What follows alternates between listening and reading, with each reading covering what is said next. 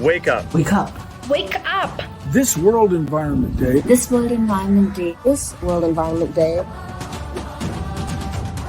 Tell the world why it's time for nature. It's time to show our leaders why nature matters.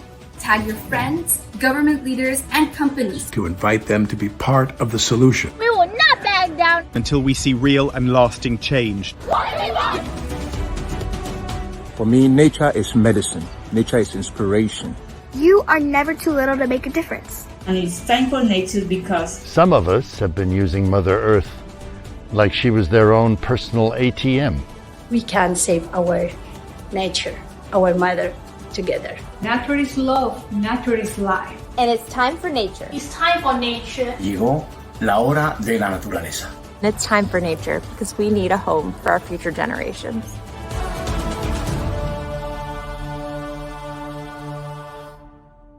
Hola, soy María Juliana Ruiz, primera dama de la República de Colombia. Quiero resaltar nuestro maravilloso territorio y su valor en la conmemoración del Día Internacional del Medio Ambiente. Colombia es un lugar mágico, con una biodiversidad que nos hace únicos en el mundo.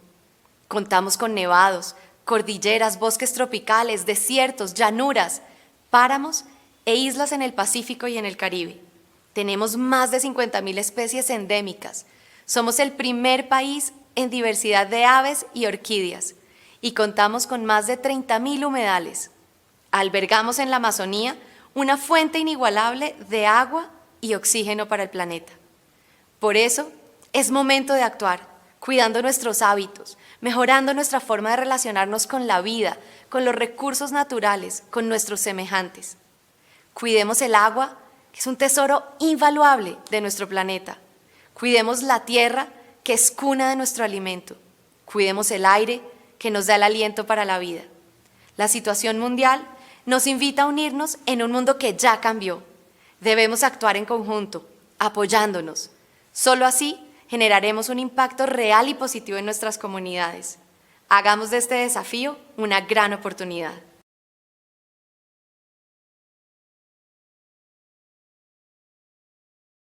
Soy Marta Lucía Ramírez, vicepresidente de la República de Colombia.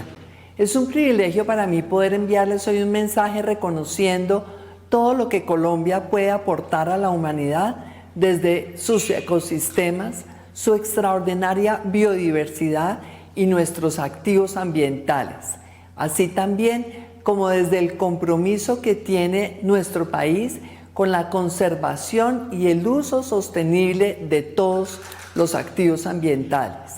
Colombia es un país megadiverso.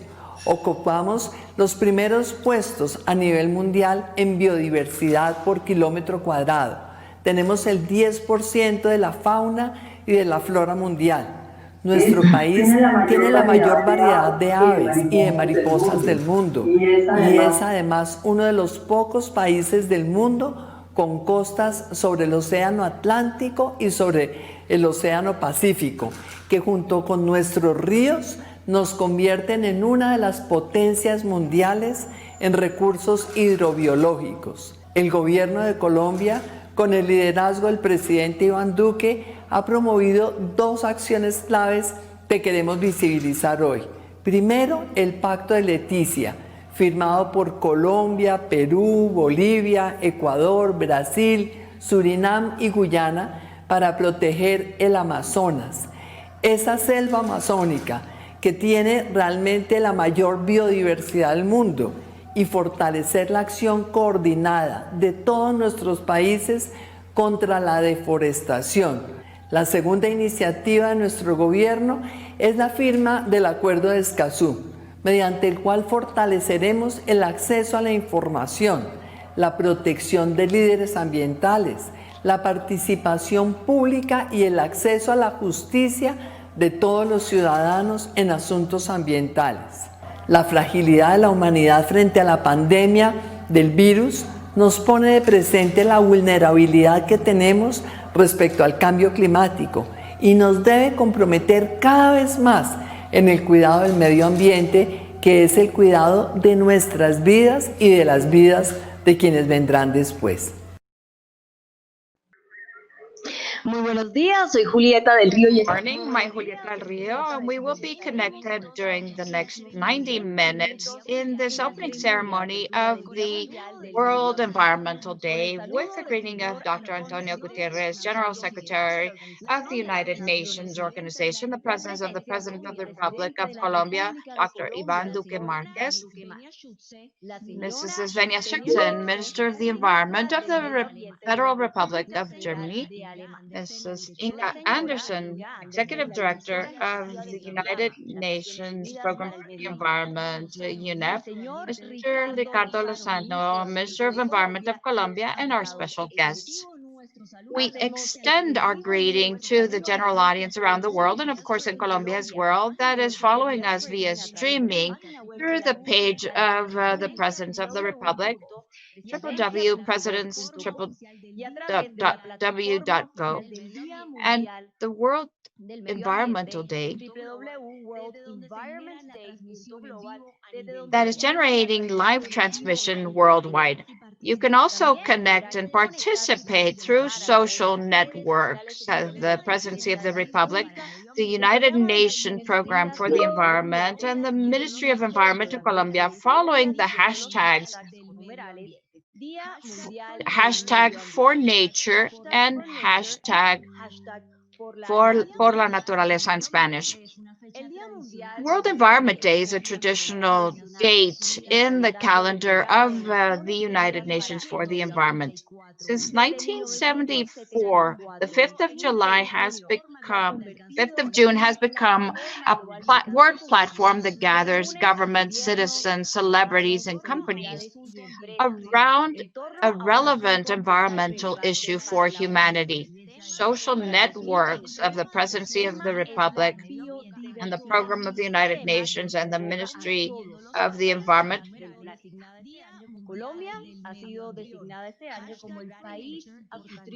we want to celebrate this very important day. Nature is sending us a message.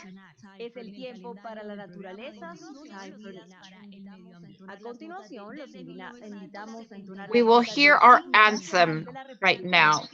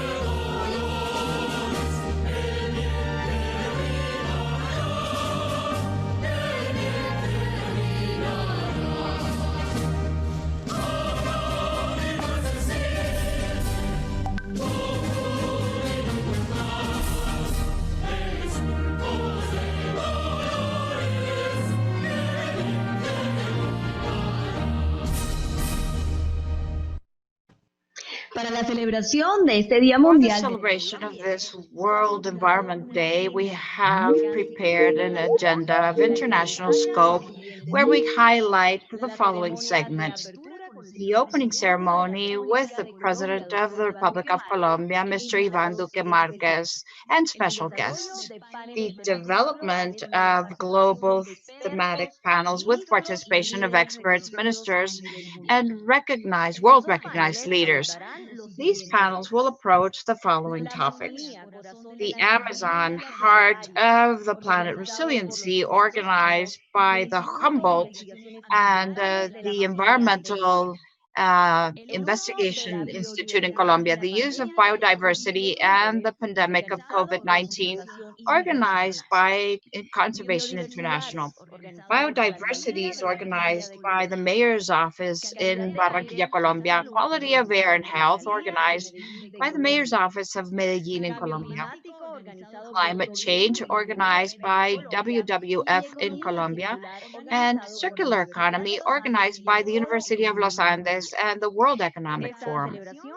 This celebration is accompanied by pedagogical videos as well as messages from the most important world leaders, activists, influencers, young leaders from communities, and representatives of governments that inspire us with their example to increase the awareness of all the citizens in the world on the importance of changing the way we relate with nature. Today is time for nature. We just received the message of His Sainthood Pope Francis, and I will read that now. His Excellency, Mr. President of the Republic of Colombia, Dr. Iván Duque Márquez.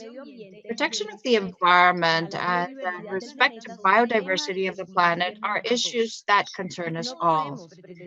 We cannot pretend to be healthy in a world that is ill. The wounds to our Mother Earth are wounds that also bleed in us. Care for the ecosystems requires a vision for the future that does not remain only in the immediate, looking for rapid and easy gain. A look that is loaded with life, that looks for the preservation and the benefit for all. The complete text of the message of Pope Francis can be read on the official page of the celebration of the World Environment Day. Next, we will transmit the message from Mr. Antonio Guterres, General Secretary of the United Nations, with regards to this World Day of the Environment. Me complace enviar un saludo cordial al presidente Duque y al pueblo de Colombia en el Día Mundial del Medio Ambiente. Cada año utilizamos este día para centrarnos en la naturaleza y su valor para la humanidad. Colombia comprende el valor de la biodiversidad.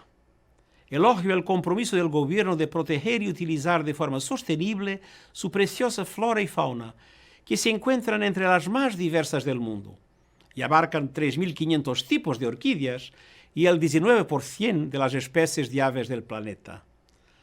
Los ecosistemas saludables, ricos en biodiversidad, son fundamentales para la existencia humana. Los ecosistemas sostienen nuestras vidas de muchas maneras, limpiando nuestro aire, purificando nuestra agua y brindándonos alimentos y medicinas de base natural. Ahora bien, en todo el mundo, la naturaleza nos está enviando un claro mensaje. Estamos dañando el mundo natural en prejuicio nuestro. La degradación de los hábitats y la pérdida de biodiversidad se están acelerando en todas las regiones y la alteración del clima está empeorando. Los incendios, las inundaciones, las sequías y las supertormentas son más frecuentes y perjudiciales. Los océanos se están calentando y acidificando, destruyendo los ecosistemas de coral y reduciendo la productividad. Y ahora ha surgido un nuevo coronavirus que socava la salud y los medios de vida en todo el mundo. Para cuidar a la humanidad, debemos cuidar la naturaleza. Es preciso que toda nuestra comunidad global cambie de rumbo. El Día Mundial del Medio Ambiente nos muestra cómo hacerlo.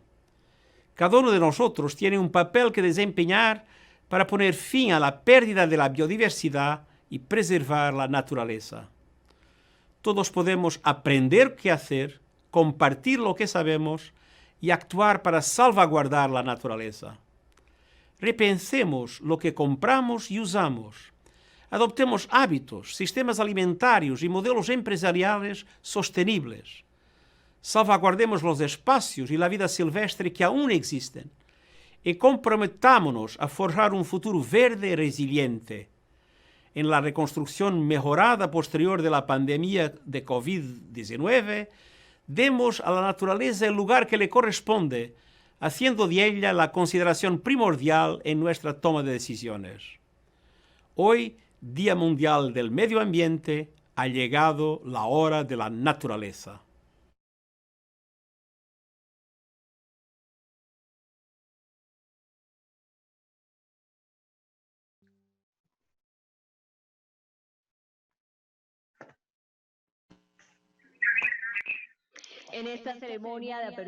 During this opening ceremony of the World Environment Day, we want to especially greet the President of the Republic of Colombia, Mr. Iván Duque Márquez, Mrs. Inga Anderson, Director of the United Nations Environment Program, Mr. Ricardo Lozano, Minister of the Environment and Sustainable Development from Colombia, Mrs. Svenja Schutz, Minister of the Environment of the Federal Republic of Germany, who will be accompanied by our special guests, Professor Klaus Schwab, founder and CEO of the World Economic Forum, Mr. Luis Alberto Moreno, president of the Inter-American Development Bank, and Mr. Andrew Sear, President of the World Resources Institute. To all of them, we give the most warm welcome, and we want to thank them for their valuable participation in this opening. We are certain that with their reflections, we will strengthen the message that we want to send to the entire world during this celebration of the World Environment Day. Ladies and gentlemen, next, the President of the Republic of Colombia, Mr. Iván Duque Márquez. Good morning to all of you, and a very special greeting to the Secretary of the United Nations Organization, our good friend Antonio Guterres. I want to greet Ms. Inga Anderson, Executive Director of the UNEP, Minister Schultz. Thank you for accompanying us. Thank you for contributing so much to this day. My greeting to Professor Charles Schwab, who is the president of the World Economic Forum. I also want to greet our compatriot Luis Alberto Moreno, president of the Inter-American Development Bank. I also want to greet Andrew Stern, that is directing the World Resources Institute, Minister Ricardo Lozano as well. It is a true honor as President of Colombia to be the host of this very important day for humanity, the World Environment Day. We're at a moment of deep reflection around nature, around climate change, around how we must behave, what should be the ethic of our society to protect the species and ecosystems.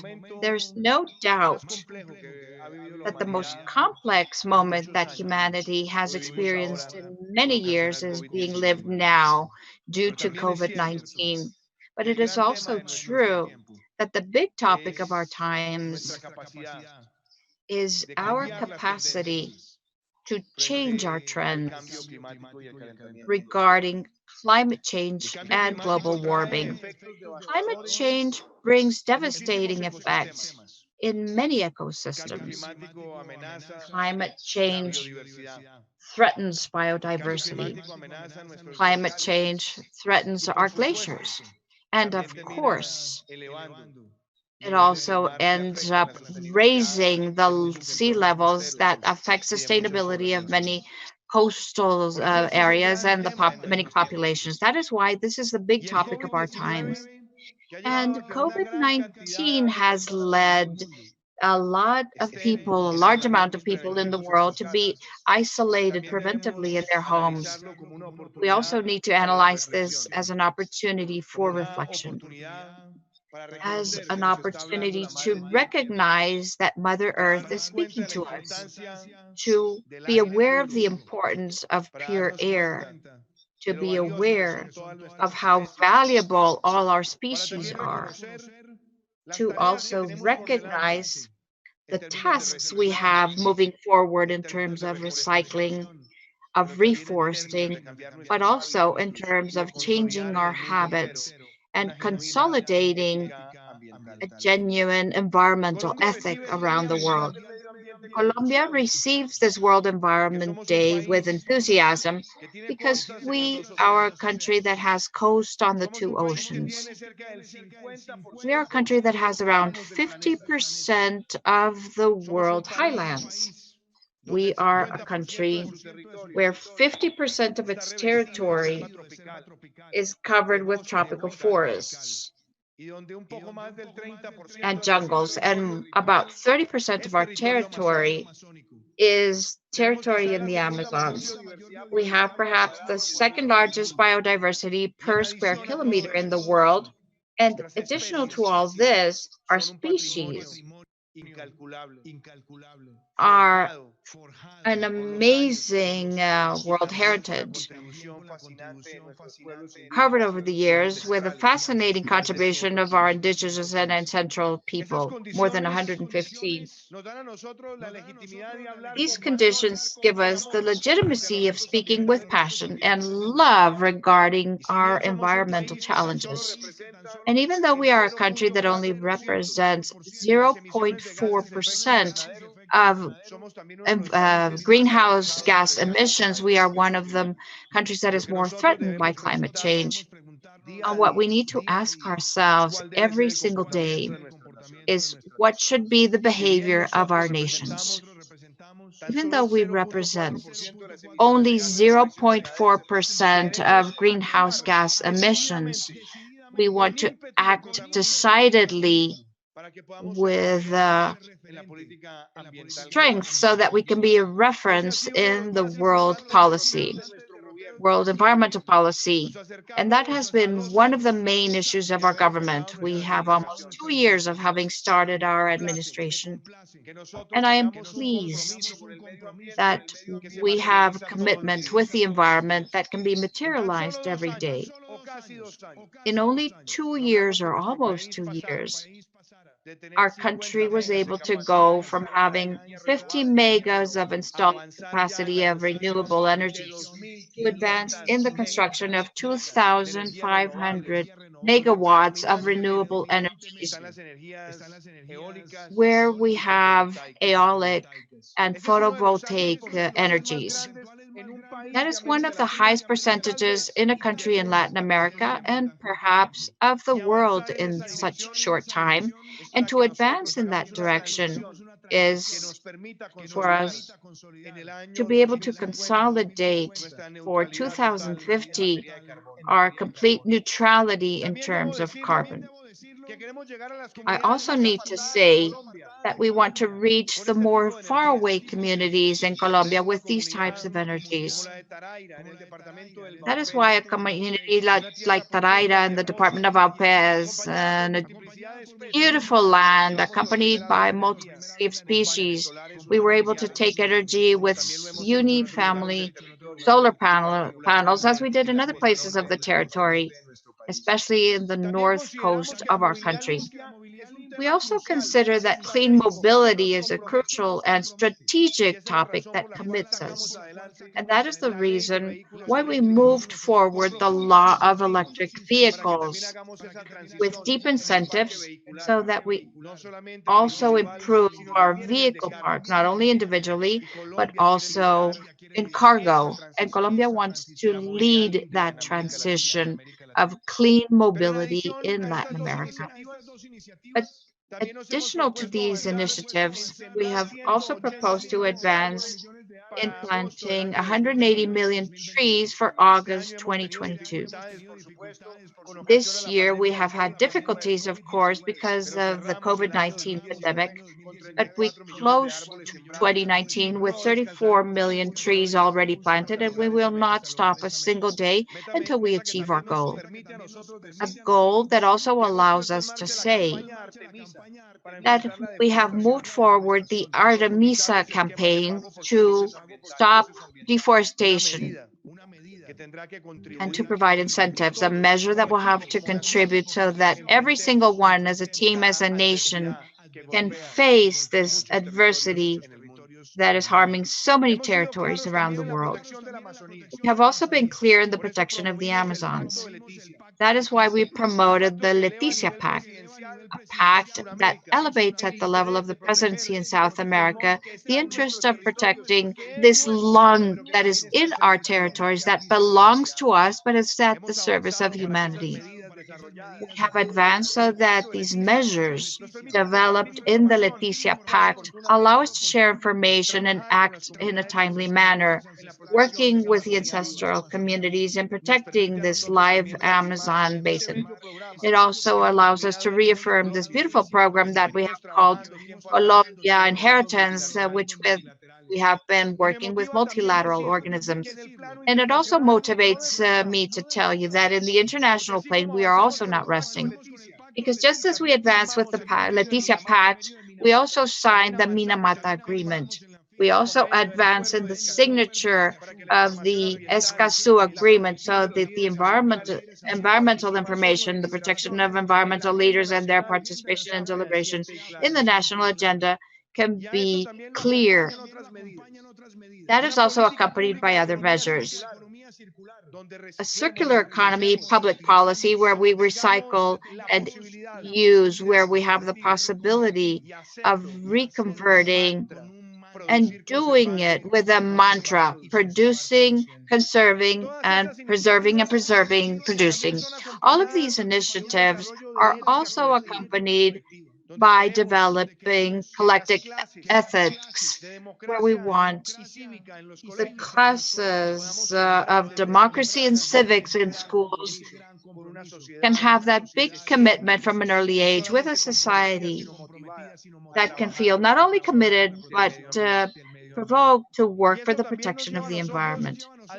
That also leads us to tell Colombians that cities have to become biodiverse cities, as I have spoke with Professor Steer, Klaus Schaub, and Luis Alberto Moreno. The cities that protect species, that protect the quality of air, that protect mobility, and that want to have greater space for collective awareness, independence of natural patrimony. These have to be biodiverse cities. We want to take this throughout the national territory, and I want to thank the commitment of cities such as Medellin and Barranquilla, so that in their surroundings, this is a fact. These are commitments of a government. And we want these to transcend to government policies, but they also reaffirm a commitment of Latin America that has to become more present with their voice and their actions, because Latin America is biodiverse richness. Colombia is biodiverse richness. And on this World Environment Day, all of us, we will all elevate our voices because we're facing a pandemic. That is true, but our aspiration cannot be going back to how we were before, but coming out of this being a better society. 2020, they say, is perfect vision. The year 2020 is going to represent for us to reset, as we say, to reset many actions, but it will also serve so that the time where we have been protecting and we have been isolated turns us into societies where we have to come out to protect our air, our richness, that we value all our species, that when we meet again, we value our hugs so that we can give these hugs back to nature, to understand that nature is an asset and not a liability, and that absolutely everybody, we will all look with a clear horizon to meet the sustainable goals and to do it with love for nature. It is time for nature. Thank you very much. Thank you, Mr. President. Next, we will speak with our special guests that will be led by the President of the Republic of Colombia.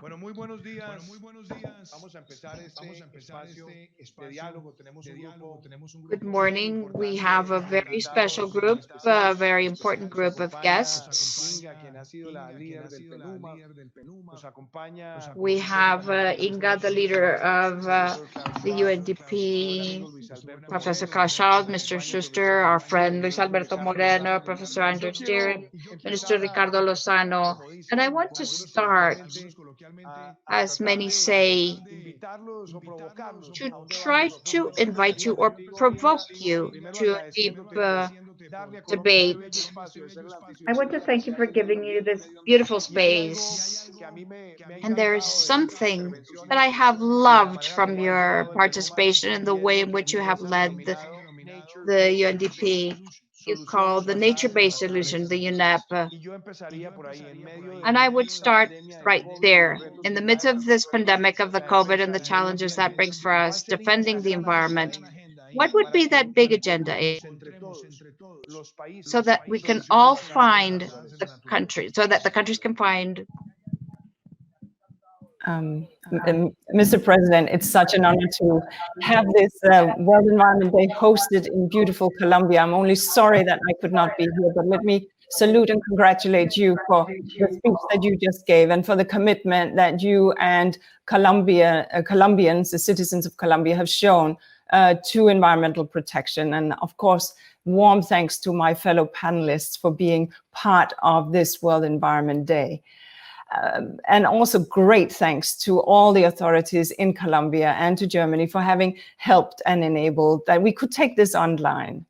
Mr. President, you highlighted some of the most important issues and you asked me around nature-based solutions. You spoke to COVID-19, you spoke to the imperative of biodiversity and species conservation, and you spoke to the important investments that we can make. Let me maybe start with just for us to understand what is happening in terms of nature and what is happening in terms of this pandemic that we are seeing. Because we have for a long time seen zoonosis, Marburg, Nipah, Zika, H1N1, MERS,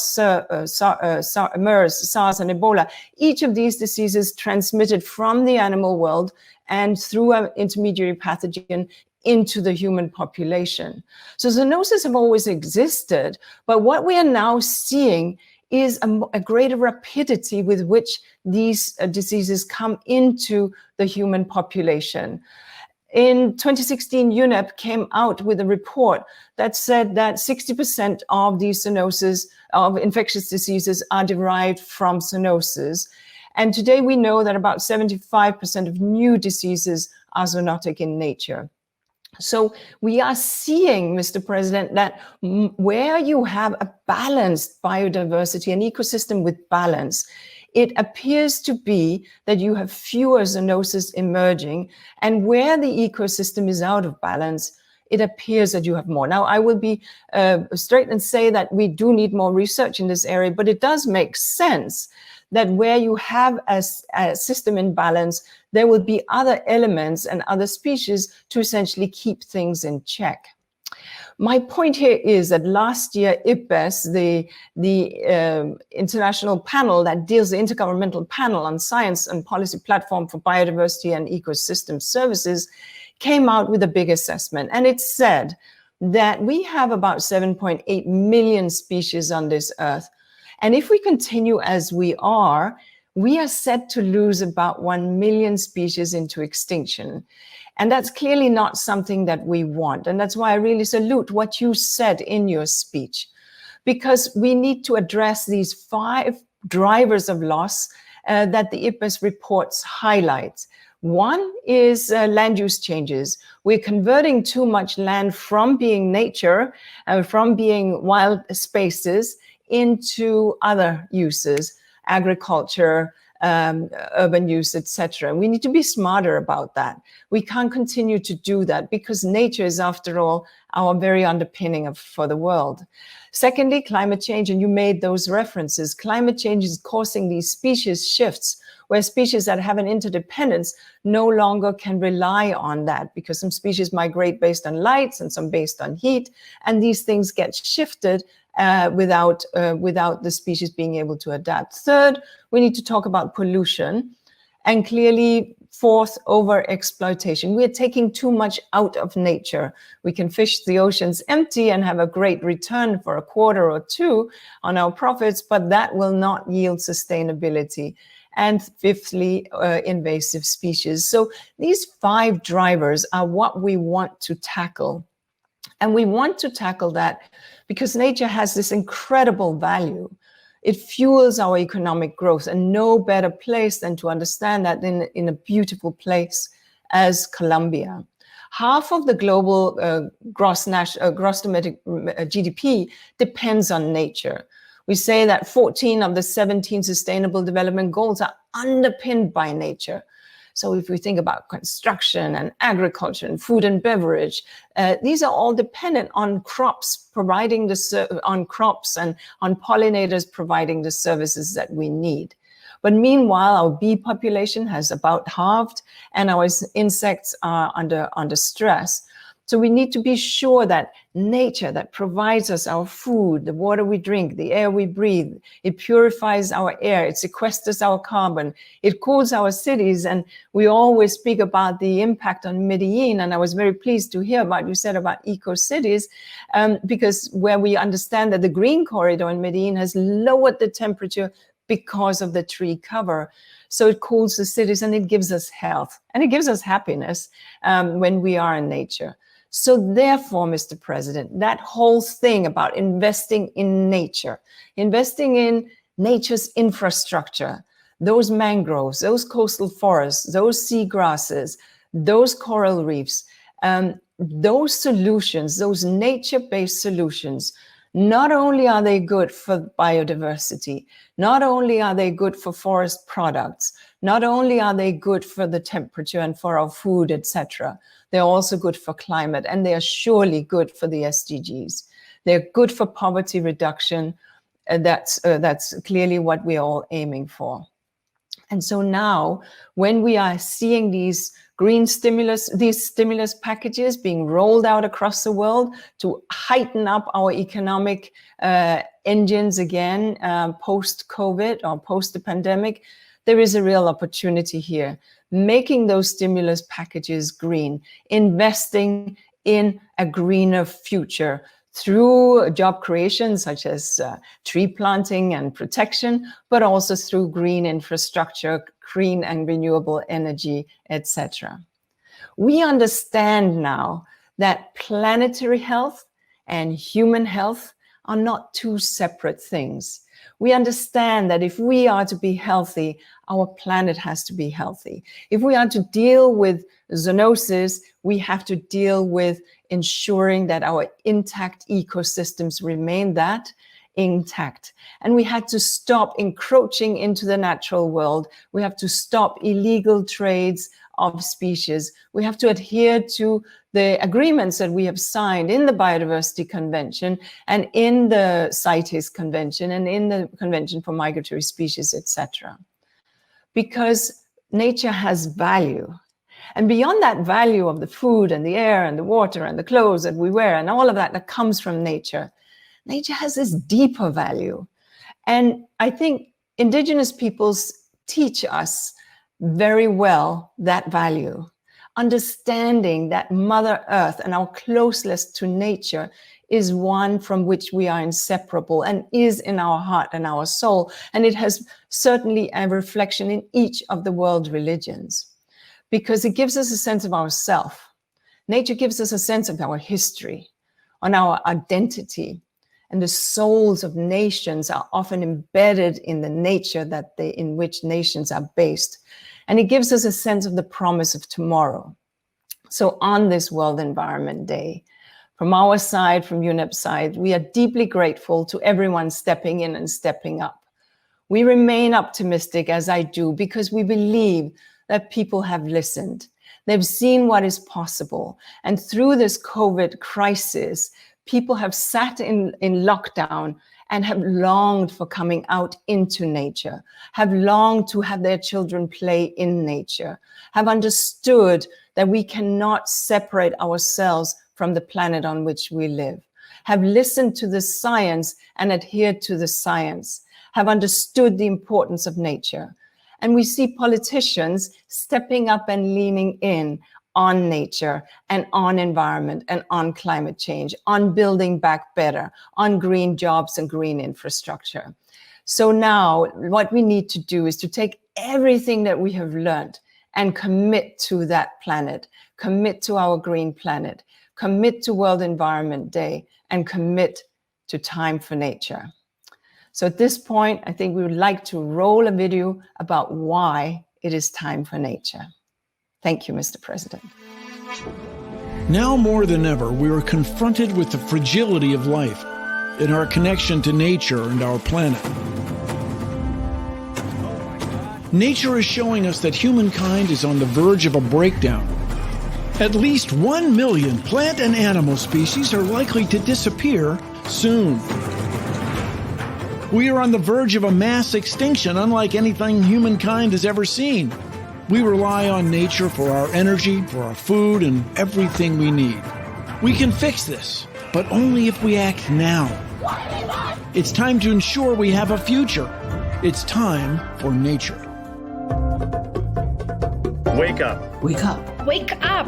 This World Environment Day. This World Environment Day. Tell the world why it's time for nature. It's time to show our leaders why nature matters. Together or apart. Juntos o separados. Рядом или на расстоянии. We will unite to make our voices heard. We won't back down. We will not back down. Till we see real and lasting change. To support this beautiful planet we call home. Y reconectarnos emocionalmente con la naturaleza. Tag your friends and leaders of corporations, companies, and governments. To invite them to be part of the solution. We need the planet more than the planet needs us. Your planet, my planet. It's time for nature. It's time for nature. It's time for nature. Llegó la hora de la naturaleza. Ese es un bello video que nos estaba compartiendo también Penuma. Inga, muchas gracias. This was a beautiful video which was shared by UNEP. And I now want to give the floor to Minister Schutze, who is here with us, a minister who has been a sponsor and promoter of this very important World Environment Day. I would like to ask you a question acknowledging two very important things, leadership and the role of Germany. First of all, by protecting lives in this pandemic, how have you been able to have a low mortality rate as compared to other European countries? How have you been able to maintain your healthcare capabilities and to put that in the context of your agenda to gradually recover productive life with responsibility, with social distancing, but without neglecting something fundamental, which is your awareness about the environment, the individual and collective behavior to recycle, reuse, to do reconversion, and to generate some sort of entrepreneurial and business ethics, which allows us to make big transformations, conserving and producing and conserving. So thank you very much, Minister, for your leadership. And I would like that you will convey to us the lessons from Germany to the world. Good day. Thank you, Mr. President. Thanks a lot. You all know this year's World Environment Day is dedicated to a topical environmental issue, an issue with the aim of mobilizing people all over the world, and that is biodiversity. And you mentioned it before, Mr. President, the day has come in the middle of the COVID-19 pandemic. Efforts are underway all over the world to contain the pandemic and limit the economic and the social impacts. And like many other countries, Germany is doing its best to get through the crisis with health protection measures and economic recovery support. And this is really a very, very special situation. And it is why our meeting and the World Environmental Day are taking place virtually this time, and which of course makes them a little bit more climate friendly. This pandemic has once again shown us the fundamental importance of ecosystems and their biodiversity for our health and for our economic and social stability. Inga mentioned that before.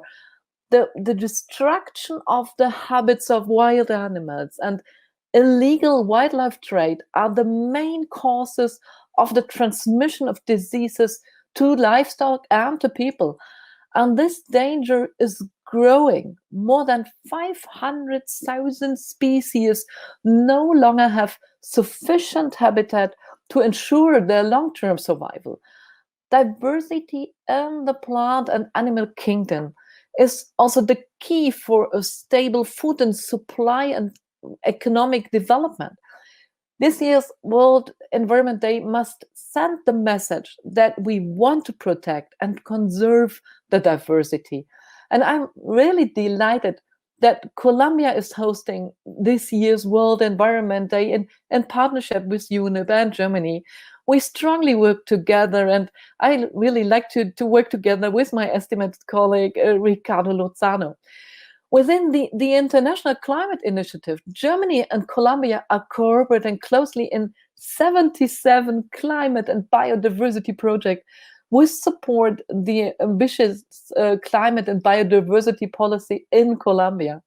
And together, we can achieve a lot, and we need to work together. And this also applies to tackling major challenges. 2020 should not only be the year of the coronavirus pandemic, it can also be the year in which the world really understands that it is dependent on intact ecosystems. The proof of this would be an ambitious global strategy on biodiversity conservation. We can adapt such a strategy next year, and by doing this, we can put up a global stop sign to halt the loss of species and habitats. I would be really delighted if we could all join forces and use the next CBD open-ended working group meeting in Cali to prepare the new biodiversity framework. We really need it. Thank you. Colombia es sede de la Precop de Biodiversidad. Tendremos también. Yeah, Colombia will be the host of the pre-COP on biodiversity, and we are committed to this work, and we want to encourage other countries of Latin America so that we can accelerate this agenda for the protection of biodiversity. We have with us Professor Klaus To Schwartz. have you in this very important event. We're celebrating the World Environmental Day, and I have to recognize something that we spoke a few months ago when you were talking about the Great Reset, and you launched a few days ago that concept. How do we can use 2020 as a way to reset policies and maybe also improve our environmental ethics worldwide? How do we conceive the work of the private sector, the public sector, but also civil society in achieving the sustainable development goals, even withstanding that we're facing a pandemic? So I want to recognize your leadership, and I hope that the concept that we spoke of, biodiverse cities, can be implemented with the support of the World Economic Forum. And I must say that Colombia is also highly committed to the idea of 1 trillion trees, and we're going to plant 180 million trees by 2022. So, Professor Schwab, if I may summarize what I have just said, and in a question is, tell us about your initiative of the Great Reset, and how do you want to speed this framework for policy action, but also for private sector actions within the work that the World Economic Forum does worldwide. Thank you for being here with us. Thank you, Mr. President. It's such a pleasure and honor to be together with you here for this important World Environment Day celebration.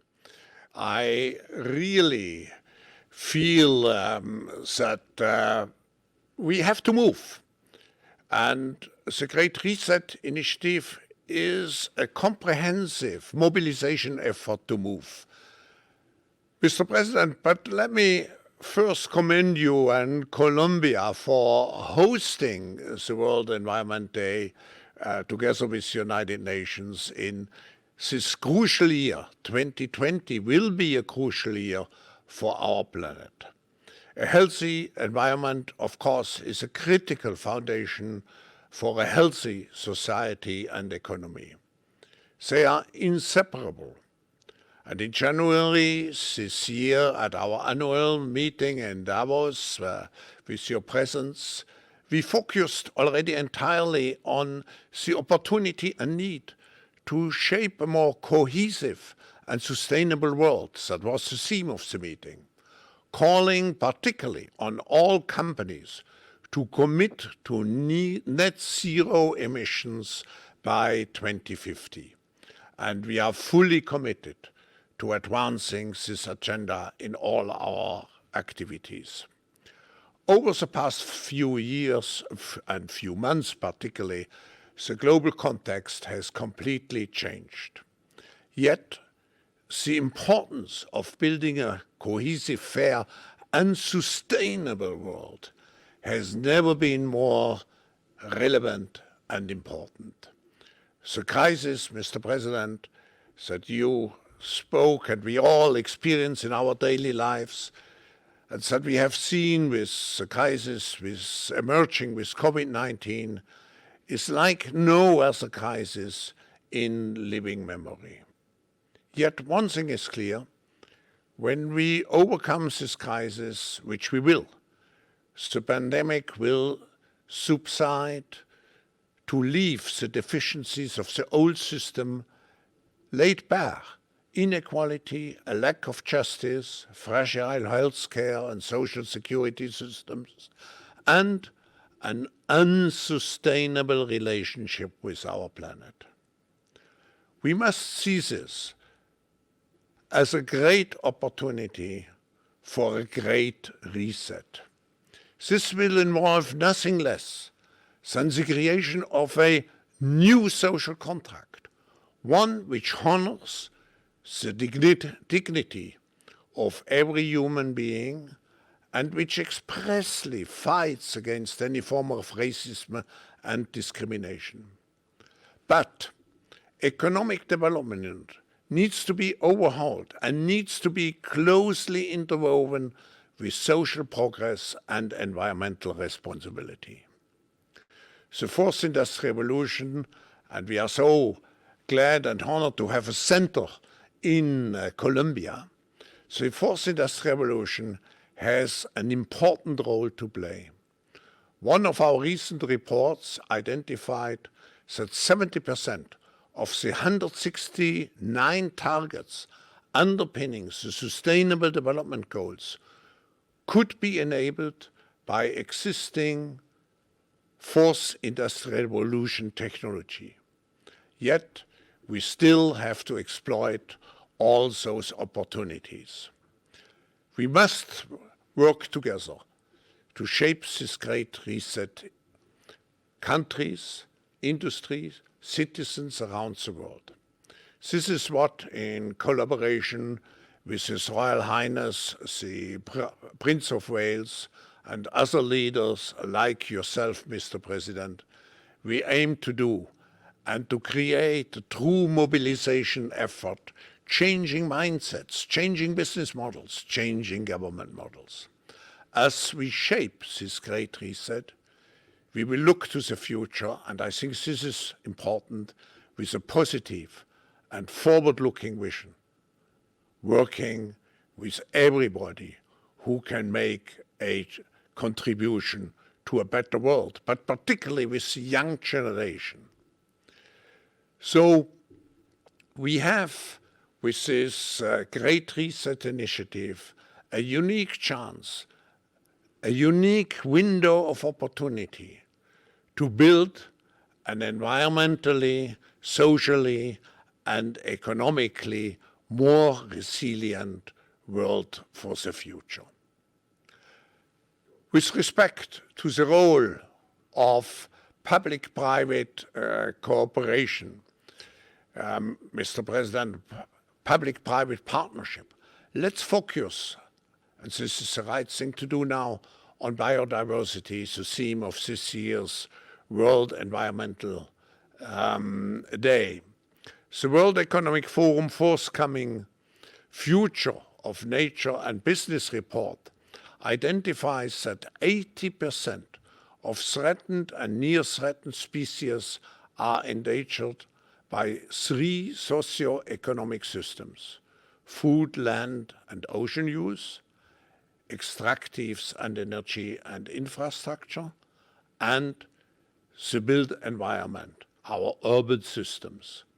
These 3 systems, we should not forget, provide 2/3 of all jobs and represent 1/3 of global economy. The issues of biodiversity and economic resilience are therefore closely interconnected. We need a reset of humanity's relationship with nature to tackle the core drivers of biodiversity loss.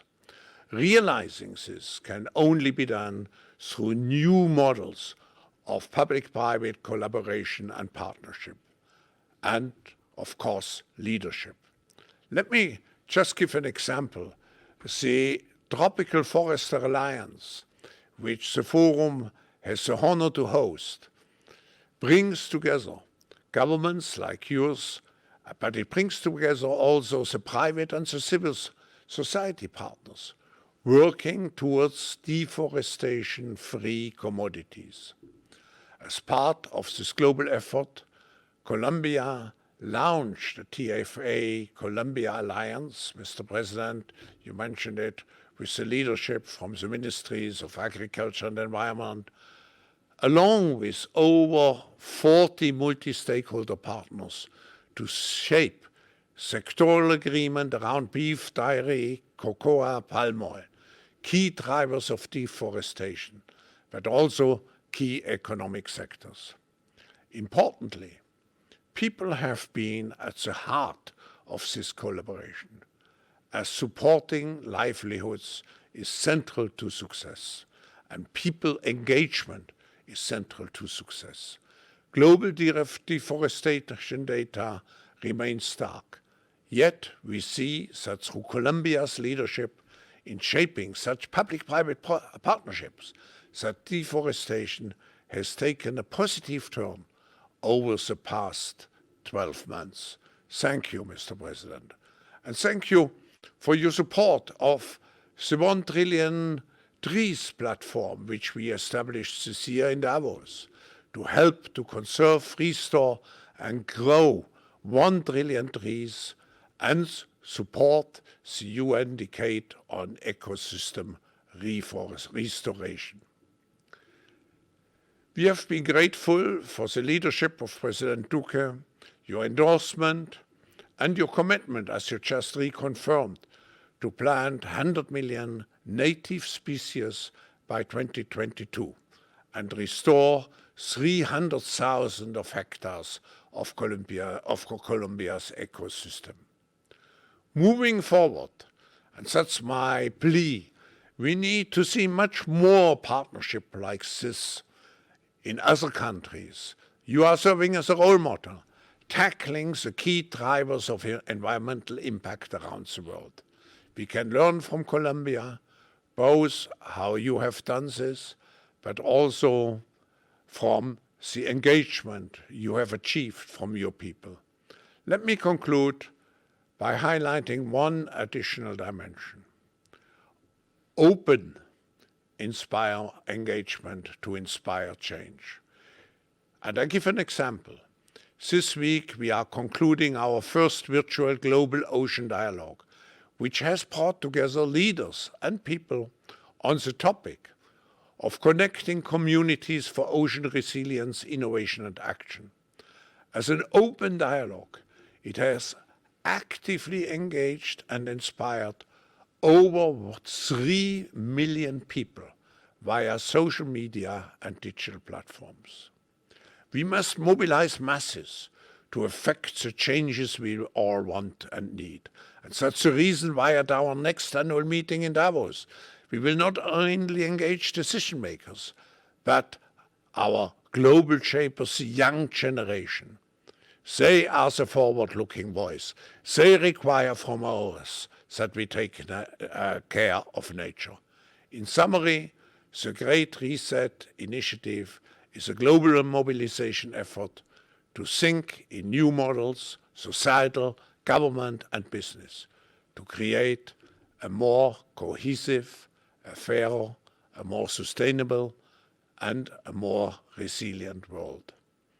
The forum, I can pledge it here, as the International Organization for Public-Private Cooperation will ensure that all those global challenges, particularly in the environmental field, are met with an entrepreneurial and a collaborative spirit. Thank you, Mr. President. Muchísimas gracias, Profesor Schwab. Le quiero nuevamente expresar, I want to express my gratitude to you, to the World Economic Forum, for the leadership and for also promoting this very important initiative of the Great Reset.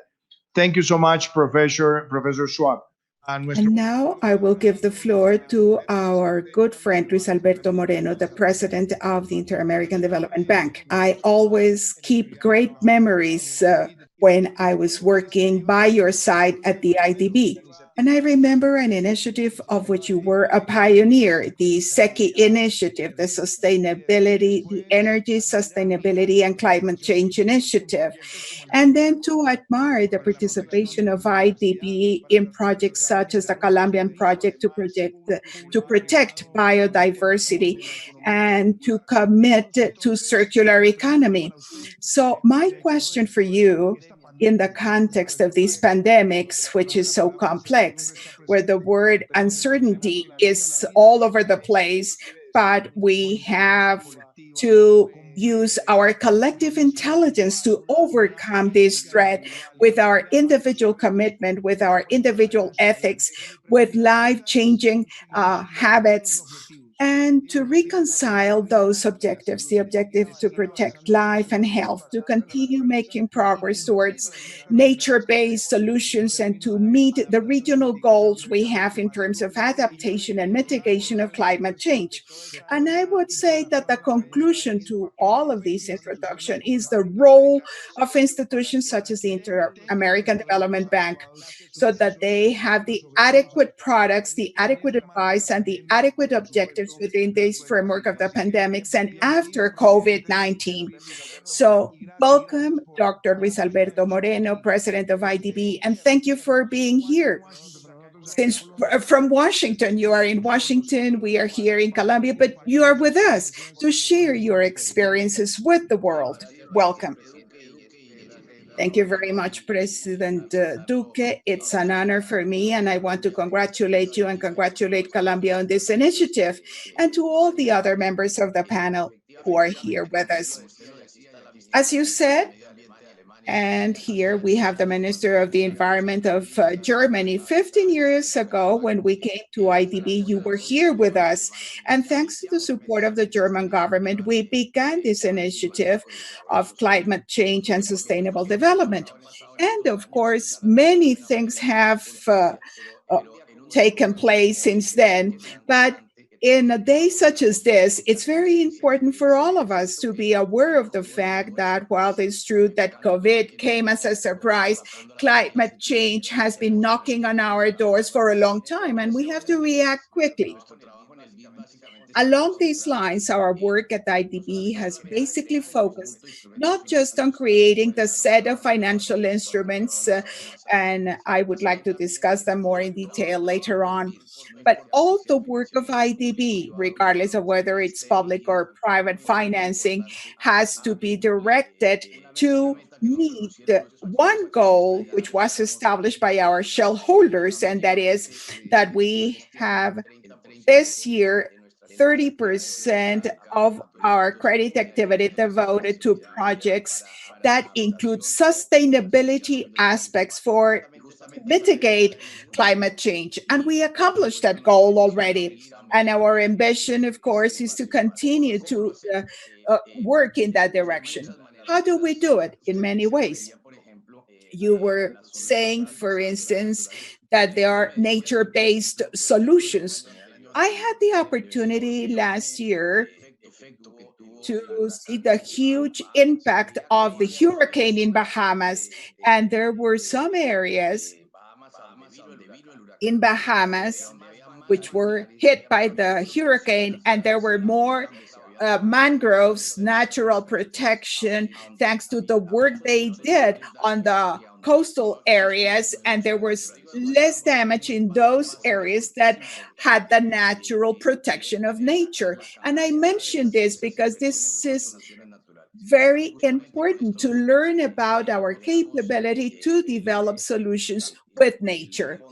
So we created a capital fund, a laboratory with natural capital with the support of the French government. And this fund is giving us the opportunity to pilot several projects around this concept. And we want to work with the program you mentioned about Colombia management. And this has to do with the way we can save emissions, massive transportation systems. We have been supporting the development of most of the massive transportation systems in the region. The protection of the thousands of basins we have in Latin America. We have focused on the 25 most important basins from Mexico down to Argentina to create water resources so that we can enrich all of those areas with planting trees and removing populations which are invading many times the ability to produce water, because basically the basins are the water factories of our planet. And finally, all the initiative of Colombian heritage, which we are also supporting. We develop a platform so that all the different actors that want to contribute to this process of Colombian heritage work together around the platform with funding from different areas. And when I speak about financing or funding, in order to be able to accelerate the compliance with the goals that Colombia has established, we have to consider credit resources as well. And this is what we have done in the bank. We have done green bonds emissions in several countries. We are also working on the regulatory frameworks because this involves a lot of risks for financial institutions when they have assets that have CO2 emissions and that will have to change as time goes by. So the regulatory framework is fundamental, and your Ministry of Finance has been working together with us. And finally, with regards to this program of Colombian heritage and bio cities that you mentioned, biodiverse cities, the joint effort of science and the local governments is fundamental, because in terms of climate change, there is a fundamental local impact. And we have to work on these areas from bottom to top. And as you said initially in your address, this balance that has to exist between nature and the environment. And we needed COVID to make us more aware, to realize how nature is there is like a rebirth of nature all over the world. The pre-COP was held in Costa Rica, and you announced one pre-COP for Colombia, the pre-COP on biodiversity. We must underline that Latin America and the Caribbean has 40% of the biodiversity of the world, and we have to take care of that heritage. And as you said, the emissions in our region are very low, particularly countries such as Colombia. But 10 of the most of the countries with more climate risks are in Latin America. So once again, Mr. President, thank you very much. Thank you for your dedication to this topic. I believe that this is the time to push the accelerator, to move forward, to take care of our planet, regardless of where we are, because this affects us all. Thank you very much. Thank you very much, Luis Alberto. And we also have with us Andrew Steer. Andrew Steer is one of the world leaders from the civil society with a very important institute, the World Resources Institute. Professor Steer, you have been very close to Colombia. You have been extremely concerned about the protection of biodiversity. We have also spoken about our initiative of biodiverse cities. Today, we have a panel discussion with the mayor of Barranquilla, where we have a beautiful natural park, which is the Isla de Salamanca Natural Park. And there we want to develop a pilot project for this collective protection of the environment. But you have been one of the leaders of that beautiful project, Colombia Heritage, working to gather public and private resources. And I would like to summarize in one question, one concept, Professor Steer. You have been one of the forerunners of nature-based solutions. Now, within this framework of the pandemics and all the adaptation we have to do, my question is, how can we improve the identification and the implementation of these nature-based solutions? And I must also ask, as a Colombian, how to connect those nature-based solutions to the new generation of Colombia heritage. Thank you very much for being with us, Professor Thank you so much, Steven. President Duque. What a very great honor it is to be here, and how perfect it is that you and Colombia are hosting this event. As many have said, God has blessed your country greatly, and you are now managing it with such thoughtfulness. How many other countries have discovered 19 new species in the last year? And one of them is a blind and legless amphibian. I mean, how cool is that? And we were so happy, President Duque, earlier this week when the World Resources Institute announced our estimates of forests lost for the last year. And Colombia's rate of deforestation fell very, very significantly. So thank you for what you're trying to do. I should say that tropical forest loss worldwide, we're still losing one soccer field every 6 seconds. So the problem is still very severe indeed. Thank you also for your international leadership at a time when, quite frankly, we don't have enough international cooperation in the world right now. And whether it's your work with the Letitia Pact or elsewhere, thank you so much. I also wanted to thank Minister Schultz for what Germany is doing and what you did with the Petersburg Dialogue, and just your recent budget, how you're building back better and investing serious resources in shifting the paradigm. And thank you, Inga, for organizing the whole thing. We really love working with the United Nations Environment Program. You mentioned earlier, President Duque, the biodiverse cities, which you inaugurated. It's a terrific idea. In some ways, it's the most modern way of thinking about the environment. Essentially, cities have been extracting from forests, and the whole point of this is to change the calculus totally and change the hearts of the people and change the bank accounts of the corporations, change the way universities think about research. And so we're delighted to work with you on that. You asked also what we're learning, what the research agenda is. Just since the first World Environment Day, we've learned so much. Let me just suggest a few things, which now some of which sound obvious, but they certainly weren't obvious when we had the first World Environment Day. First, we used to believe there was a big trade-off between protecting the environment and economic development. We now know that is not true. Smart environmental policies, they drive greater economic efficiency, they drive new technologies, and they lower risk. And those three things together are a very powerful forcer of new technologies, greater competitiveness, more jobs, and a much better future. And you in Colombia, for example, with the Food and Land Use Alliance, are doing remarkable things, advancing this understanding. A second thing that we've learned is that exponential problems cannot be solved by incremental solutions.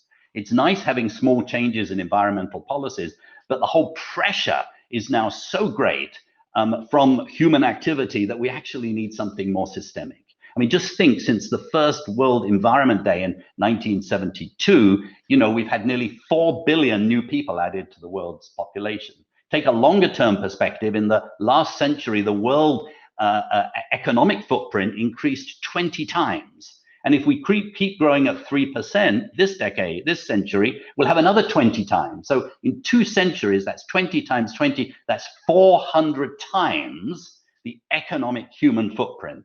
That cannot be addressed by incremental change. And that's why we need system-wide change in our energy systems, in our food systems, in our manufacturing systems, in our consumption systems, in the way we develop our cities and so on. And it's been such a pleasure working with you, Mr. President, and also with others on this panel precisely to work on those. A third thing we've learned is that we mustn't put these problems in buckets. We mustn't think of there's biodiversity, there's climate, there's the ocean, and then there's social problems. Actually, it turns out that the same drivers that are causing plastic in the ocean are actually causing loss of habitat in the forest and also causing climate change. So whether it's plastics, whether it's the loss of forests because of commodities, or whether it's climate change, it's the same set of issues. And that's why, Inga, thank you for making the title of this, It's Time for Nature. We need to be thinking of nature and protecting that. The fourth thing we've learned is that this is all about people. Now, this sounds obvious at one extent, but actually it hasn't been for most of the environmental movement's life. It is the disenfranchised, the poor, that are most affected by environmental problems. And it is often those same people that have the best ideas, especially in indigenous areas, for the solutions. And so social policy, environmental policy are not two separate things. I should say that I'm sitting in Washington, D.C. right now, and over the last few days, we've had, very, very strong protests against racism. What's that got to do with the discussion today? It's part of that same inequity. It is those that are disempowered and poor that get the worst quality water, that live downwind, that suffer most from climate change. And we need to repent as an environmental movement. We need to be doing much more engaged on that. And the final lesson I would suggest in terms of these big things that we've learned, whether through the research community or whether through practical just experience around the world, is that the world is riskier than we thought. This pandemic is clearly, a showstopper in terms, I hope, of the old way of doing business. We have learned that actually we are much more vulnerable than we thought. And the safety systems that we thought were there actually aren't there to protect us. What does that imply for us in the environmental movement? What does it imply for the leaders that we have here today? It implies that we need to really shift the way we plan. For the last 100 years of so-called modern planning, we've assumed that the past is a good predictor of the future. And therefore, our plans have been straight lines or smooth curves. We've been maximizing averages, and we now know that they aren't smooth curves and straight lines. We're going to see a lot more jagged edges. And that means we need to plan very differently. We need to think about how we manage risk. And coming out of this pandemic, we see, albeit very, very tragic, great opportunities to build back better. We're about to have the largest public expenditure program in the history of the world, $10 to $20 trillion. And as many other speakers have said, how wonderful that would be if we could use that not just to restart, but as Professor Klaus Schwab said, to reset the global economy. So it's time for nature. Thank you very much. future. Thank you for your comments, Professor Andrews. We have here with us our Minister of the Environment, Dr. Ricardo Lozano, who has been working in many of these initiatives. And I would like, Mr. Minister, to ask you two things, very simple things. The first one, how is Colombia making progress in terms of its goals to accomplish those nature-based solutions? And my second question, which I want to correlate to what this panel and this very important day is, where Colombia is hosting the World Environment Day. And it has to do with the messages, the news that we would like to share from our country. First, in terms of the cooperation with the United Kingdom, that is now contributing with over 60 million pounds for many of these projects and initiatives. And the second point is the role that Colombia is taking as the leader on these panel by UNEP for regional energy transition, acknowledging the significant progress of our country. And the third one, which I must mention as well, is the implementation and the development of Colombia heritage. Minister, you have the floor. Thank you very much. I want to start with two very important words. I want to start speaking about confidence, trust, and solidarity. Our National Development Plan, Pact for Colombia, Pact for Sustainability, 2 years ago when we began building it, we began working from the different territories, thinking about nature-based solutions, solutions based on ecosystems, based on our communities, and the knowledge of our ancestors and the indigenous peoples. We have over 115 ethnic peoples in our country, according to the Department of Statistics, and over 65 languages. And through these exercise of translating this development plan for all of them, we are making big strides. You just mentioned a portfolio of nature-based solutions. 347 projects have been identified with the National Planning Department. And I would say that 90 of these projects belong to the agricultural sector, sustainable agriculture. 50 of these projects belong to the food sector, and 50 of those projects belong to the tourism sector based on nature. And we also have the participation of the energy sector. One very important program you have launched is Forestry Economy, that goal of recovering 300,000 hectares that will increase employment opportunities in the rural areas. People and our farmers and people in the fields have not locked down during these pandemics. They have continued working. So this development plan has 4 pillars. The economic sectors, and I won't repeat the results you already mentioned recently, but let me tell you something very important, which is our green business, green markets. We have increased the demand.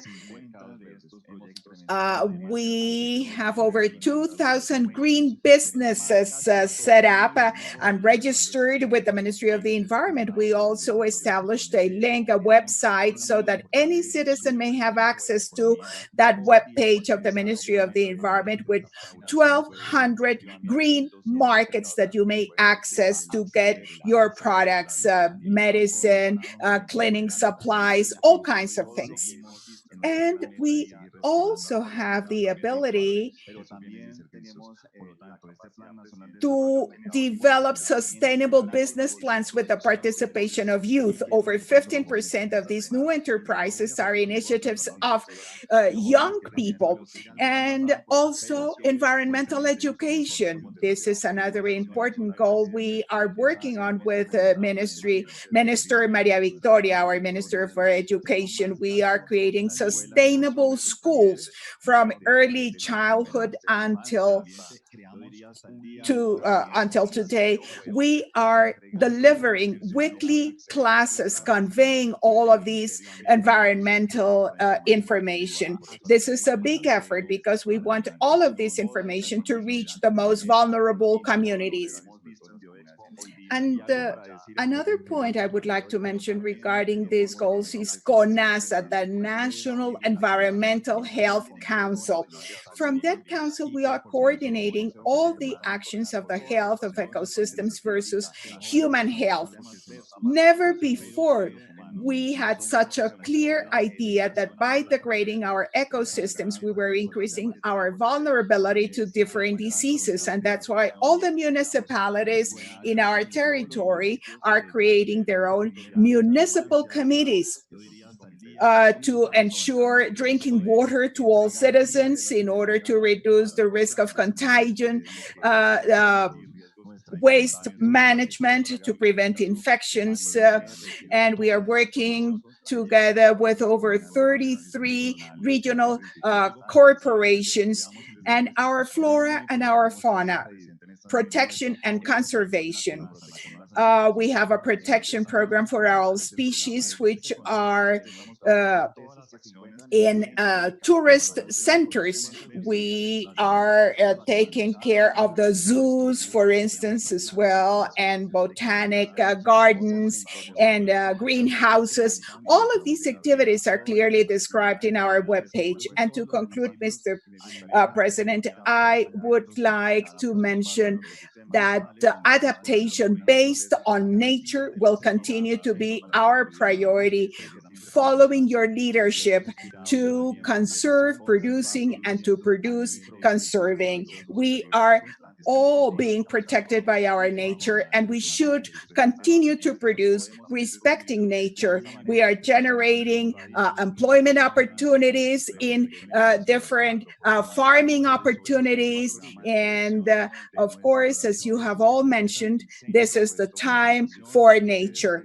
So we will see the results in the following video, Mr. President.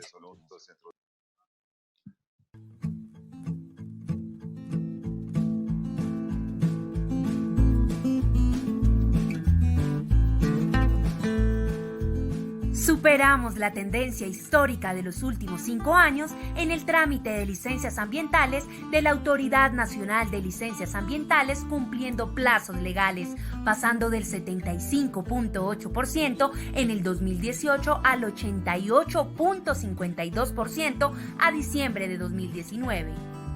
En el 2019 se evidenció una reducción del 10% de la deforestación, pasando de 219.973 hectáreas deforestadas en el 2017 a 197.159 hectáreas. Comparado con la tendencia estimada del crecimiento para el año 2018, representó una reducción del 17%. En 4 de las 5 regiones del país disminuyó la deforestación: Amazonía, Andina, Caribe y Pacífico.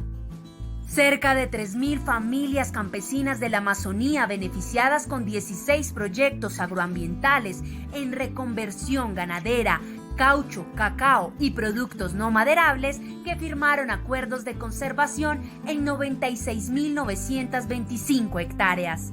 17.200 familias indígenas de la Amazonía beneficiadas con la implementación de 36 proyectos de gobernanza, economía sostenible, mujer y familia. Reducción acumulada de 11.73 millones de toneladas de dióxido de carbono equivalente mediante la reducción de la deforestación y la implementación de la estrategia de reducción de gases efecto invernadero y de desarrollo bajo en carbono. Lanzamiento e implementación de la primera Estrategia Nacional de Economía Circular de América Latina en 19 departamentos. Se suscribieron de 16 pactos y 7 mesas regionales, gestionando más de 475.000 toneladas de residuos peligrosos y especiales sujetos a gestión postconsumo. Firma del Pacto de Leticia por la Amazonía con los jefes de Estado de Brasil, Bolivia, Ecuador, Guyana, Perú y Surinam. Gestionamos y logramos recursos de cooperación internacional por más de $500 millones para proyectos que impulsen el Pacto por la Sostenibilidad de Colombia, enfocado a la lucha contra la deforestación, el impulso a la economía circular y a la economía forestal. Con el apoyo de las corporaciones autónomas regionales para el cumplimiento de la meta de restauración, hemos sembrado aproximadamente 34 millones de árboles nativos en el territorio nacional. Lanzamiento de la Estrategia Nacional de Calidad del Aire y la promulgación de la ley por medio de la cual se promocionan los vehículos eléctricos y cero emisiones. Ratificación del Convenio de Minamata sobre el mercurio y lanzamiento del Plan Sectorial Ambiental de Mercurio. Colombia adoptó el Acuerdo Regional sobre el acceso a la información, la participación pública y el acceso a la justicia en asuntos ambientales en América Latina y el Caribe, denominado Acuerdo de Escazú. 1958 negocios verdes verificados y vinculados a los programas regionales de negocios verdes. 215.000 hectáreas acumuladas bajo esquemas de pagos por servicios ambientales e incentivos a la conservación, beneficiando cerca de 13.000 familias. Promoción e impulso de la bioeconomía a través de la firma de 101 contratos de acceso a recursos genéticos y sus productos derivados.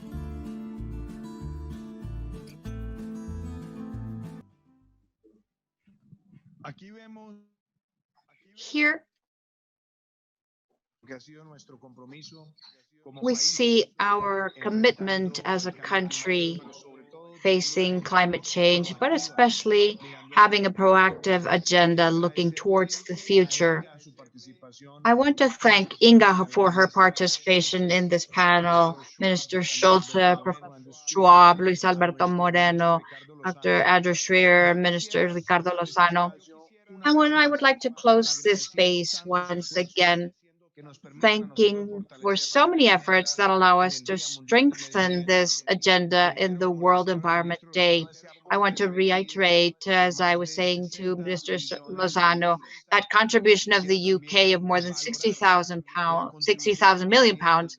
I also value the contribution we have had from the IDB, the World Resources Institute, the Paulson Institute, so that Herencia Colombia can continue to grow as a fundamental program to protect biodiversity and the awareness of protecting biodiversity.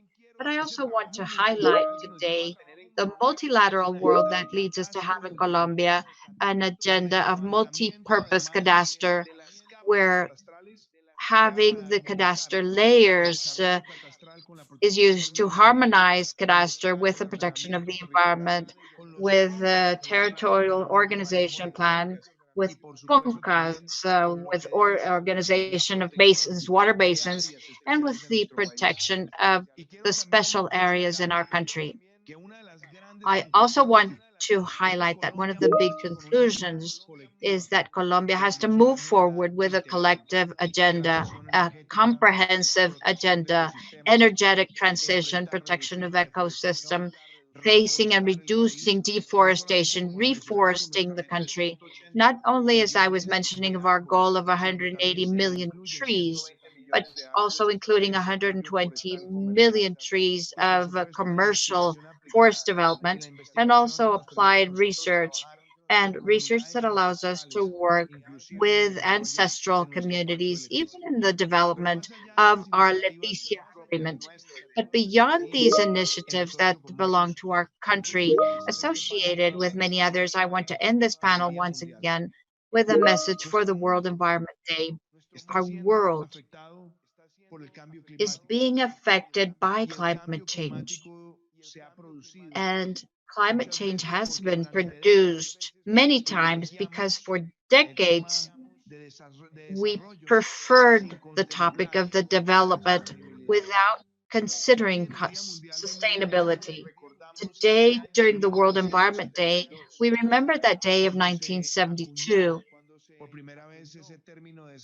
when we coined the term of sustainable development in the surroundings of an important world conversation. Today, we also remember 1992, when we signed that cycling and reutilizing, produce, preserving, and preserve producing, how we can protect our species, the ones that are more threatened, and how we can find solutions, nature-based solutions.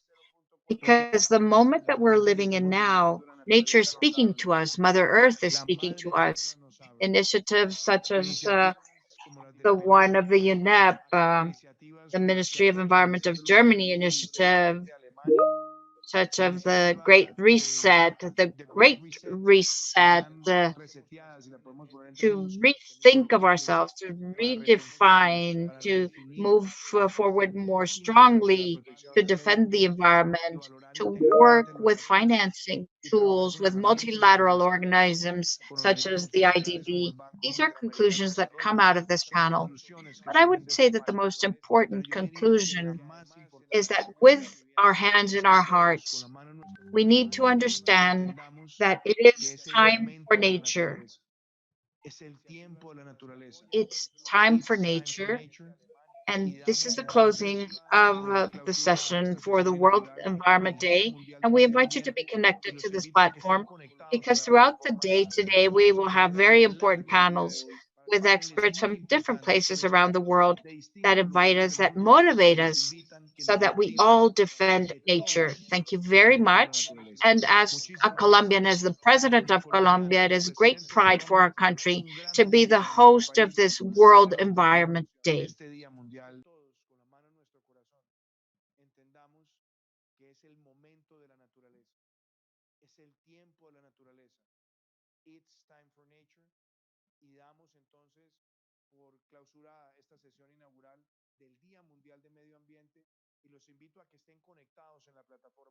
porque vamos a tener a lo largo del día de hoy paneles muy importantes con expertos de distintos lugares del mundo que nos invitan, que nos motivan a que todos defendamos la naturaleza. Muchísimas gracias y como colombiano, como presidente de Colombia, es un gran orgullo para nuestro país ser el anfitrión de este Día Mundial del Medio Ambiente. We want to thank the President of the Republic of Colombia and all our special guests for their participation in this space under the framework of the World Environment Day. Next, we will transmit the messages of the representatives of the leader programs. We have an incredible opportunity to create entirely new sustainable industries, investing in nature as the true engine of our economy. The current global crisis has disrupted every aspect of our lives, but it has also presented us with an extraordinary opportunity, a chance to reset and accelerate efforts to improve the state of our world. Changing our current trajectory will require bold and imaginative action, together with determination and decisive leadership. In order to secure our future and to prosper, we need to evolve our economic model, putting and accelerate people and efforts planet at the heart of global value creation. If there is one critical lesson we have to learn from this crisis, we need to put nature at the heart of how we operate. We are on the verge of catalytic breakthroughs. In order to secure our future and to prosper, we need to evolve our economic within the framework, putting people and planet. We need nothing short of a paradigm shift.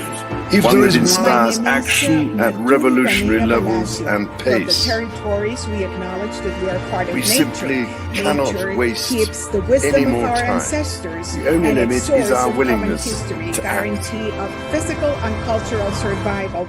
So we emphasize day in and day out that the earth And does not belong the to time to mankind, act but mankind is now. belongs to the earth. So we want to urge governments, private companies, public institutions, the academia and the community to come together and to become the guardians of the earth. Reconocemos que somos parte de la naturaleza. Ella guarda la My name is sabiduría de Carol nuestros Vives, and I ancestros. want to share Es with fuente de you historias my comunes. ideas Garantía de because supervivencia this is física y the time of cultural. nature. Es por eso que reafirmamos día a día que la tierra no es del hombre, sino el hombre de la tierra.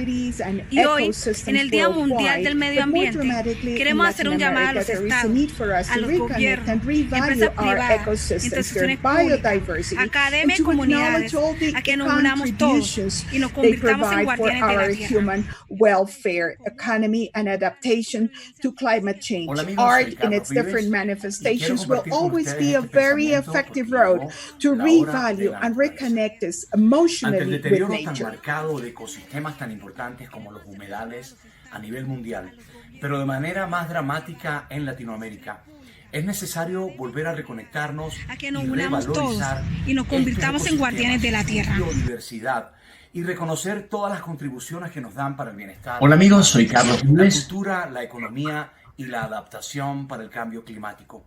El arte y sus diferentes manifestaciones siempre serán una vía muy efectiva para revalorizar y reconectarnos emocionalmente con la naturaleza.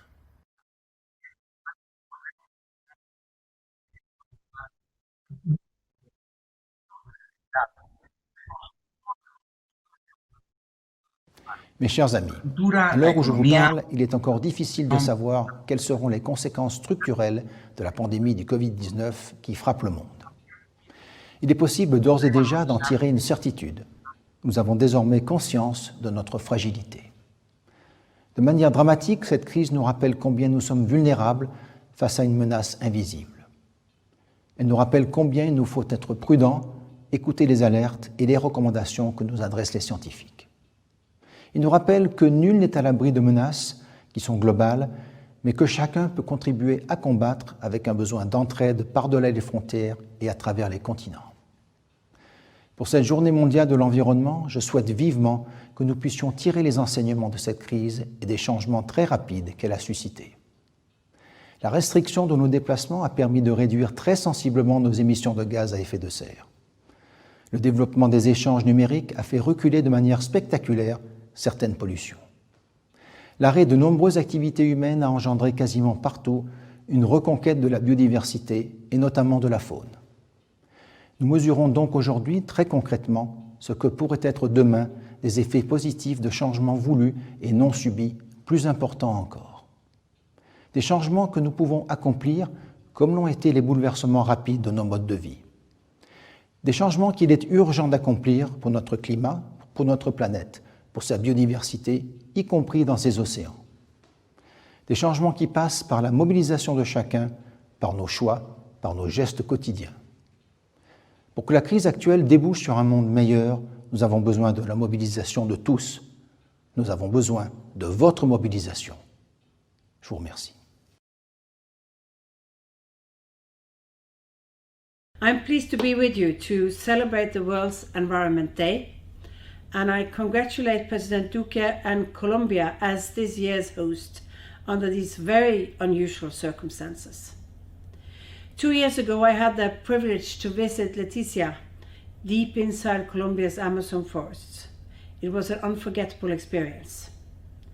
Colombia has taken important steps to combat deforestation and protect Colombia's invaluable biodiversity. And I'm proud of Norway's partnership with Colombia to reduce deforestation. Norway's International Climate and Forest Initiative will continue through the next decade and support countries that succeed in halting forest loss. Protecting rainforests is essential for meeting our climate and biodiversity goals, and indeed most of the Sustainable Development Goals. Forest destruction can also pose a risk of pandemics as animals are exposed to humans. In the coming years of recovery, we must solve multiple crises at once. The pandemic, the economy, the climate, and nature. Norway looks forward to working with all of you in the preparations for the UN Biodiversity Conference and as president of the next UN Environmental Assembly. Its team is strengthening actions for nature to achieve the Sustainable Development Goals. It could not be more timely.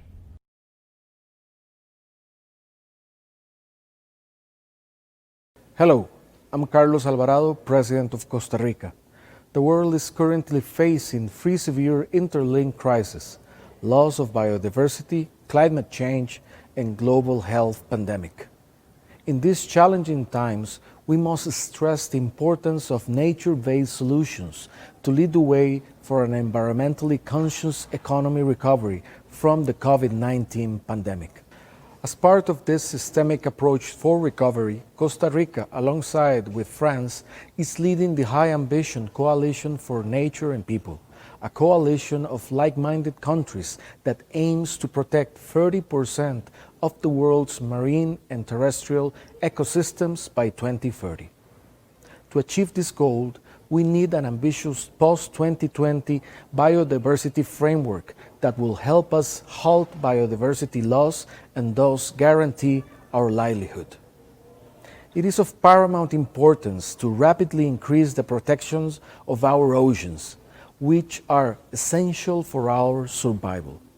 Oceans account for the largest carbon deposits of our planet and play a crucial role in regulating global temperatures, yet only 7% of the world's oceans is protected. Costa Rica is convinced that an increase in biodiversity and oceans protection is key element to achieve 1.5 degrees goal set in the Paris Agreement. Our efforts on biodiversity, oceans, and climate action need to be accompanied by the greening of all financial flows, private and public, domestic and international, to make them consistent with a pathway towards low greenhouse gas emissions and transform them into a true tool for climate resilient development. On the World Environment Day, we call on all our partners to join us in leading by example and implementing ambitious and innovative actions for environmental protection.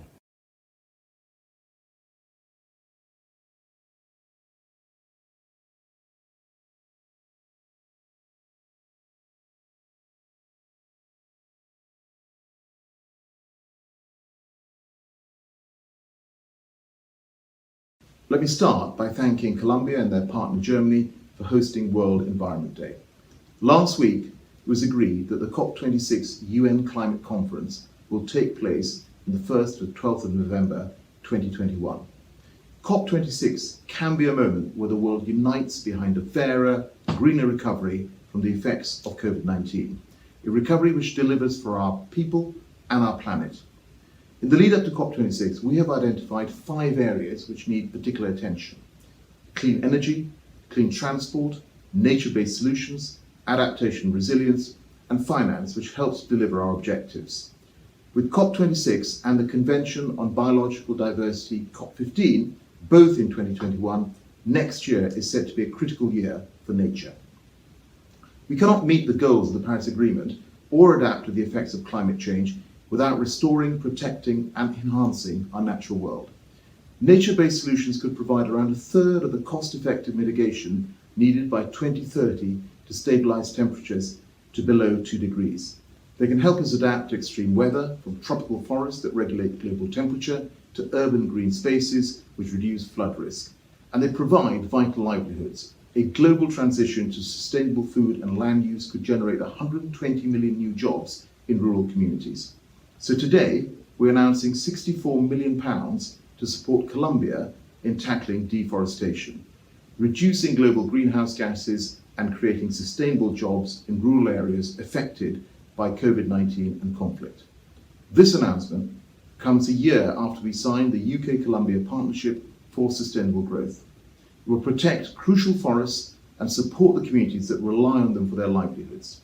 We're proud of our relationship with Colombia, and I would like to thank President Duque for his personal commitment to protecting the Amazon rainforests. Ahead of COP26, we will work with Colombia and our partners around the world to increase public and private financial flows to protect and restore nature, to protect the world's oceans and champion marine ecosystems such as coral and mangroves, to build on the Just Transition Initiative towards productive, resilient agriculture. This will bring together the world's major food producing and consuming countries to agree practical steps to promote sustainable trade and development. Whether we live in the south, the north, the east, or the west, we share one life-giving but fragile planet. We will work tirelessly to raise ambition on climate change, and I look forward to welcoming you to COP26 next year.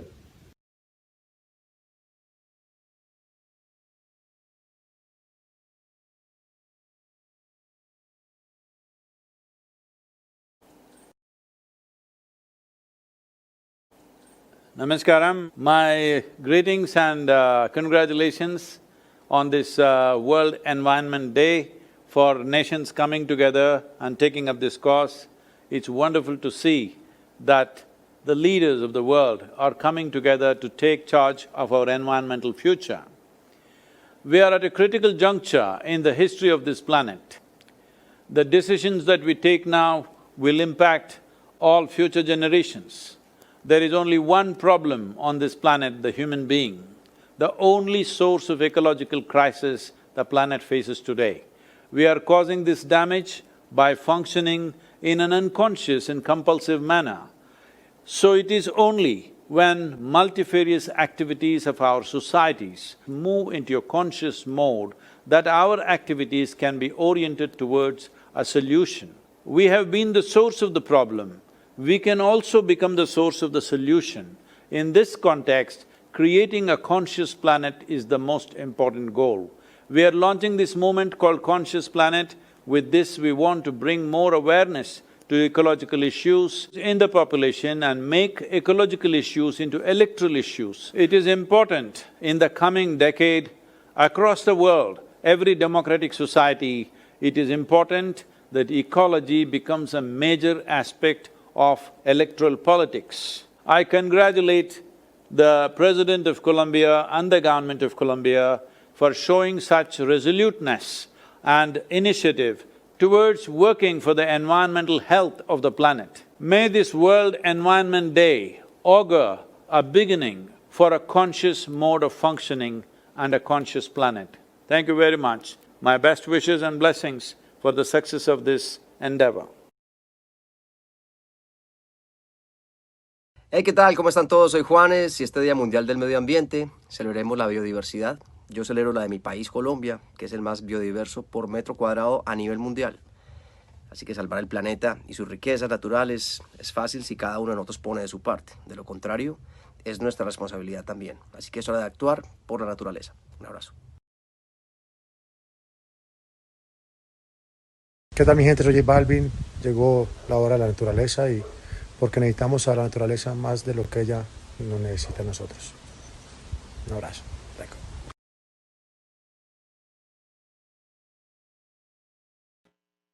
Damos por concluida la ceremonia de apertura del Día Mundial del Medio Ambiente, agradeciendo la participación de los invitados especiales. Y les recordamos a nuestra audiencia en redes que pueden permanecer conectados para seguir el desarrollo de los demás segmentos de la agenda del Día Mundial del Medio Ambiente a través de la página web www.worldenvironmentday.global, la cual estará disponible con su programación virtual hasta las 5:45 de la tarde, hora Colombia. Queremos agradecerle al canal institucional por esta transmisión. Feliz día para todos.